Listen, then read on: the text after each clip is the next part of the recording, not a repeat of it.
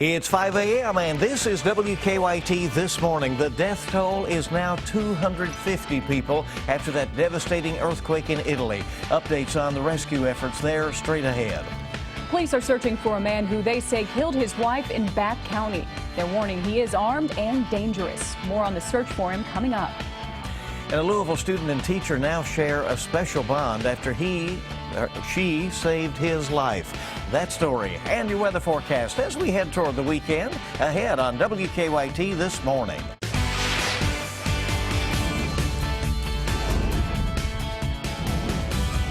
This is WKYT This Morning. Good Thursday morning, and thank you so much for starting your day with us here at WKYT. I'm Andrea Walker. I'm Bill Bryant. We sure are glad you're with us. It's August 25th. That's a special day for somebody. Yes, isn't it though? Let's check in with birthday boy, meteorologist Micah Harris. Yeah, somebody had to remind me it was my birthday this morning. Yeah, you're getting older and older, right? All right, let's look outside real quick. Thanks, guys. And here's the look out and about as we're staying dry. Defender Radar Network, and you're holding on to those temperatures this morning in the 70s. It's a muggy feel. I promise you that as you walk out the door this morning. 90 by the afternoon. We have even warmer temperatures than that in the forecast, and that's going to be our focus. All about the heat and humidity is what we're really going to be honing in on there in your 7-day forecast. We'll show you that. We'll show you if we have any heat indices close to 100 degrees, and also if we have any storms as well to go along with that. That's coming up. All right, our news team has been busy while you slept. And new this morning, Lexington police right now say an officer has been hurt during an overnight traffic stop. Turns out the driver may have been involved in an earlier robbery. WKYT's Caitlin Center is live at police headquarters to explain. Good morning, Caitlin. Good morning, Andrea. An officer injured this morning and a person on the loose. As you said, they think this all started with a late night robbery. Now here's how police tell us it all went down. They were called to a robbery around 10:20 last night on Center Parkway in the 1300 block. They got to that apartment. They're told 3 people entered the apartment, forced their way in, that a firearm was involved, and they were looking for someone that owed them money. But they say the suspects fled. Now, it was a few hours later, an officer tried to make a traffic stop downtown. It was just a typical traffic stop. He was stopping someone for not having brake lights. He didn't think it was related to that robbery at all until the driver started acting suspicious. He said he could smell narcotics in the car. Now, he says that driver was acting suspicious, opened their door. When they did that, he tried to stick his arm inside the car to stop them from going anywhere, but that's when they drove off. The officer was injured, but he is expected to be okay. Now, as the investigation goes on, they're looking for a gold Kia. We're still trying to learn more at this hour. We'll have more at 5:30. Live in Lexington, Caitlin Setner, WKYT. All right, Caitlin, thank you. We'll be updating that story as we get more information. A troubling trend is continuing, and this time, once again, it is hit in Kentucky. Police in Mount Sterling say they are investigating 12 heroin overdoses that happened in just a matter of hours. We have seen similar trends across the region. And coming up at 5:30, we're going to tell you what several states, including Kentucky, are doing today to try and curb this terrible epidemic. New this morning on WKYT, a third person has been charged in connection to a Laurel County shooting. Now, because this individual is a juvenile, the name is not being released, but the 17-year-old from Lexington is charged with attempted murder, robbery, theft, and tampering with evidence, all in connection to the shooting of Trey Hedrick back in June. Deontay Williams and a 16-year-old girl were previously charged in the case. Police are searching for a man who they say killed his wife in Bath County, and they warn that he is armed and dangerous. Michelle Chamberlain is at our alert desk with details on the search. Michelle, good morning. Good morning, Bill. The body of Judy White was found in her home Wednesday after her co-workers became concerned that she didn't show up for work. White's home is on P-Sticks Road in Bath County, and police say she was shot multiple times. The coroner says she was killed sometime after midnight on Wednesday. Right now, police believe Judy White was killed by her husband, Christopher White. Judy's family tells us she and Christopher White have a teenage son. The Powell County Sheriff's deputies say they believe Christopher is near the Red River Gorge, where they spent the evening searching. White is considered armed and dangerous. Now, he was last known to be driving a 2015 Jeep Patriot with Kentucky tags 165 VPE. If you know anything about this, you were asked to contact the Powell County Sheriff's Department. Bill? Michelle Chamberlain, thank you. An update for you this morning on the situation in Italy. Authorities there say the death toll from a strong earthquake has now risen to more than 250. It has been more than 24 hours now since the magnitude 6.2 earthquake struck the central part of the country. Authorities say 3 towns have been reduced to rubble, and they're still searching for people who may be trapped. Rescuers pulled a 10-year-old girl out of the rubble alive last night. That was one miraculous moment among all the tragedy. They say the terrain has made it very difficult to bring in heavy equipment to use in search efforts. And President Obama says he has talked with Italian officials and has offered help from the United States. Police have arrested a man who they say claimed to be a minister. According to police, Gary Smitty came to the Whitley County Jail to help inmates, but instead of talking about religion, he brought drugs and tobacco. Jail workers say they busted Smitty after the church service ended when they searched his son, who's an inmate there. After digging deeper, police say they ended up charging Smitty's wife, Peggy, and their son's wife, Melissa. They're also charging Smitty's other son, Joshua, and another inmate, Jeffrey Goins. And try to smuggle something into the jail, because if you do, I mean, it's a pretty serious offense. You may be in here with the person you're trying to smuggle it into. Whitley County Jailer Brad Lawson tells us they have church services at the jail 6 nights a week, led by different groups and churches. He says they won't let what happened spoil it for everybody. They'll just continue to keep an eye on everyone who comes inside. A man accused of killing a 7-year-old girl is being moved to another jail. The Barron County Jail had been housing Timothy Madden from Allen County. Police arrested him last November after they say he killed Gabby Doolin. But investigators say Madden has been moved now to the Christian County Jail. The Barron County jailer says they had to make room for Clark Smith, who was accused of killing Kristen Edwards last month and leaving her body in the Green River.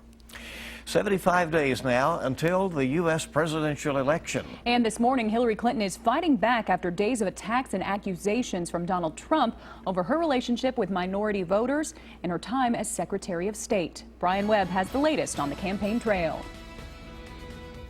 Hillary Clinton is a bigot who sees people of color only as votes, not as human beings. Donald Trump turned up the attacks on his political rival while insisting he is the candidate who will improve the lives of minorities with better jobs, schools, and safer communities. The GOP nominee has also been backing away from a previous campaign promise to deport undocumented immigrants. They'll pay back taxes. They have to pay taxes. There's no amnesty as such. There's no amnesty. Hillary Clinton called in to CNN's AC360 last night to respond to Trump's name-calling and his changing stance on illegal immigrants. And Donald Trump has shown us who he is, and we ought to believe him. He is taking a hate movement mainstream. Clinton also defended her family foundation after an Associated Press report earlier this week suggested Clinton Foundation donors gained special access to her while she was Secretary of State. Trump has used the report to accuse the Clintons of running a pay-to-play enterprise. What Trump has said is ridiculous. My work as Secretary of State was not influenced by any outside forces.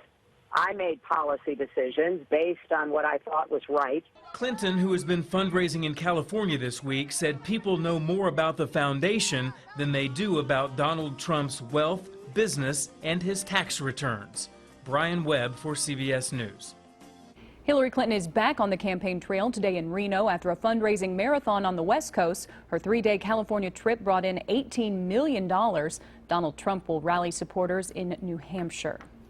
If you live in Madison County, there's a special meeting today that you might want to be aware of. The Madison County Board of Education will have a public hearing to discuss tax rates. That meeting is open to the public. It will be at 5:45 this evening at the Board of Education offices on Highland Park Drive. A Louisville student and teacher now share a very special bond after she saved his life. This is a great story. 7th grader Tyler Bernardi was having lunch at Knight Middle School last week when he says a piece of chicken got stuck in his throat. He rushed to the teacher's table and luckily one of them, Kimberly Wagner, immediately started using the Heimlich maneuver on him, and it worked. Being able to use it on him and hearing his family be grateful and the smile on his face, you know, really makes it all worthwhile. She should get a raise. Like a big race. Give her the winning lottery ticket or something. Well, he is really thankful, isn't he? Right. Wagner says she and other teachers are not required to undergo the Heimlich maneuver training, but she does it every year just in case. I'm surprised by that.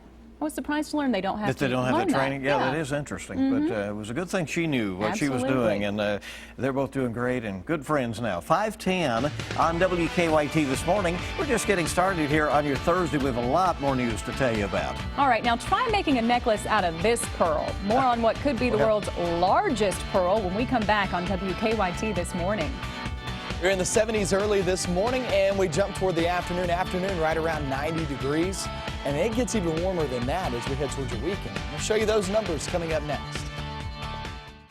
Now, your zone-by-zone forecast with meteorologist Micah Harris.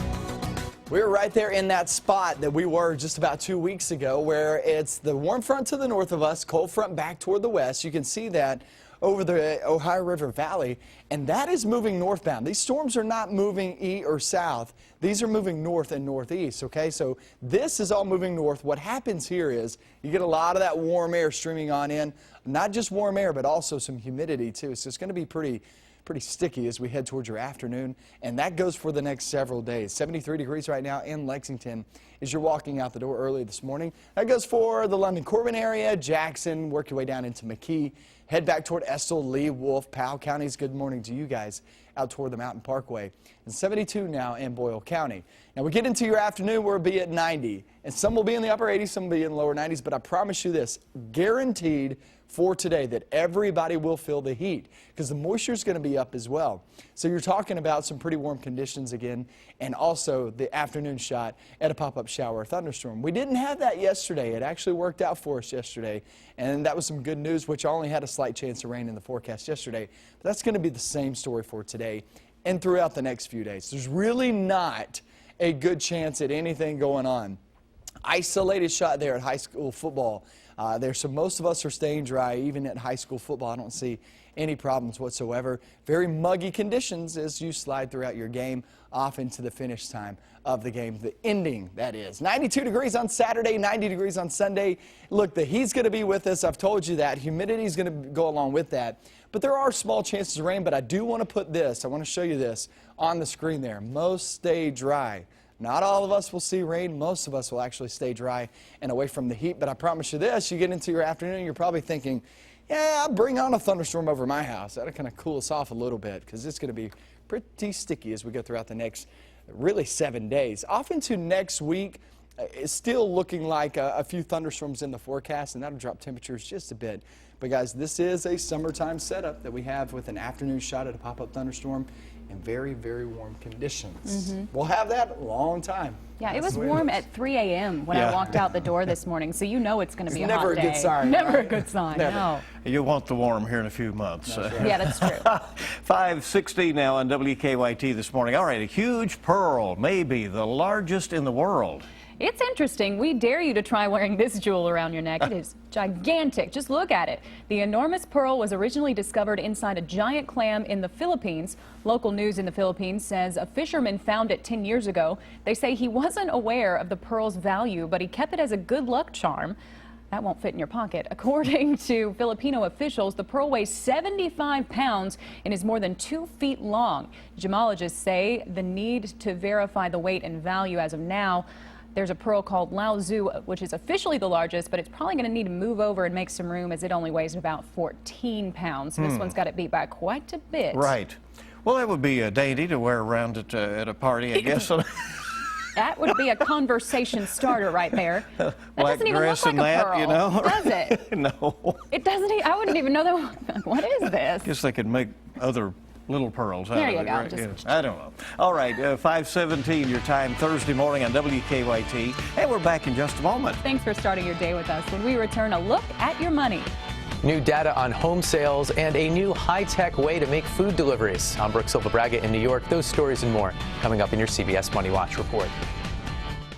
Hey, good morning again, and welcome back in. It's 5:20 on WKYT this morning. Early. Yeah. Get up right now. You get it done, right? That's right.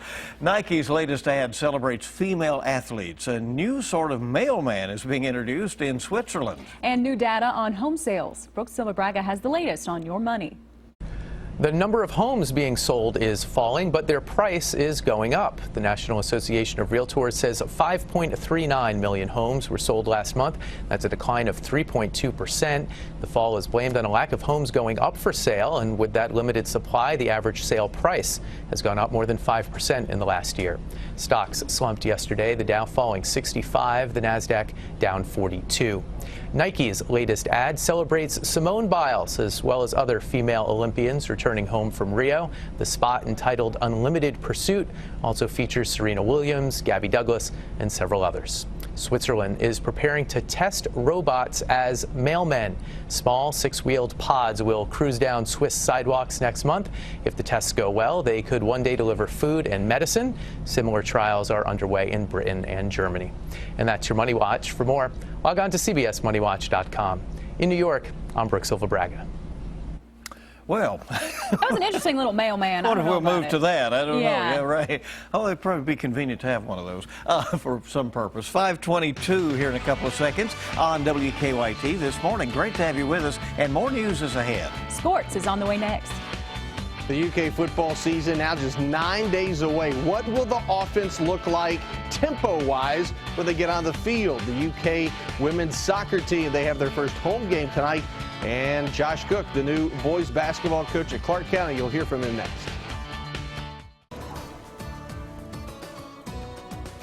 We're there in the low to mid 70s early this morning. I'm meteorologist Micah Harris. It does not feel good outside as you're walking out the door. Humid conditions are back in place with that summertime setup, and that'll take us off into the weekend too. Here's the breakdown of today. If you're about to walk out the door, you'll have a small chance of rain later on this afternoon. A heavy downpour is possible. The temperature is right around 90 degrees. It actually gets warmer as we travel off through the next few days.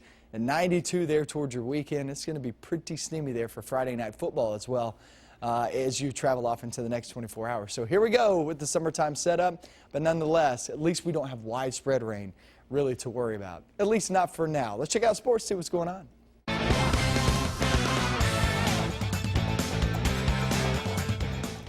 What will the Kentucky offense look like when the Cats take to the field to open the season in just 9 days? Eddie Grant has come on board to run the offense. Last season at Cincinnati, his unit averaged about 81.5 snaps per game. That's what you call playing fast. What will it look like against SEC defenses remains to be seen, but senior defensive end Denzel Ware says it's a lot quicker than last year. Way bigger increase.